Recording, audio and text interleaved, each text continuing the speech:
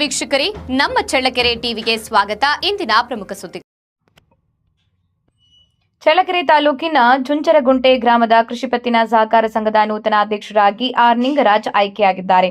ಸಂಘದ ಕಚೇರಿಯಲ್ಲಿ ನಡೆದ ಅಧ್ಯಕ್ಷರ ಆಯ್ಕೆ ಪ್ರಕ್ರಿಯೆಯಲ್ಲಿ ಸದಸ್ಯರು ಹಾಗೂ ರೈತರ ಸಮ್ಮುಖದಲ್ಲಿ ಈ ಆಯ್ಕೆ ನಡೆಯಿತು. ಚುನಾವಣಾ ಪ್ರಕ್ರಿಯೆಯನ್ನ ಸಂಘದ ಕಾರ್ಯದರ್ಶಿ ಮಹಾಲಿಂಗಪ್ಪ ಅವರು ನಡೆಸಿಕೊಟ್ಟರು. ಪ್ರಕ್ರಿಯೆ ಶಾಂತಿಯುತವಾಗಿ ಹಾಗೂ ನಿಯಮಾನುಸಾರವಾಗಿ ಪೂರ್ಣಗೊಂಡಿತು. ಅಧ್ಯಕ್ಷರಾಗಿ ಆಯ್ಕೆಯಾದ ಬಳಿಕ ಮಾತನಾಡಿದ ಆರ್ ನಿಂಗರಾಜ್, ತಮ್ಮ ಮೇಲೆ ವಿಶ್ವಾಸವಿಟ್ಟು ಜವಾಬ್ದಾರಿ ನೀಡಿದ ರೈತರು, ಸದಸ್ಯರು ಹಾಗೂ ಮುಖಂಡರಿಗೆ ಕೃತಜ್ಞತೆ ಸಲ್ಲಿಸಿದ್ದಾರೆ.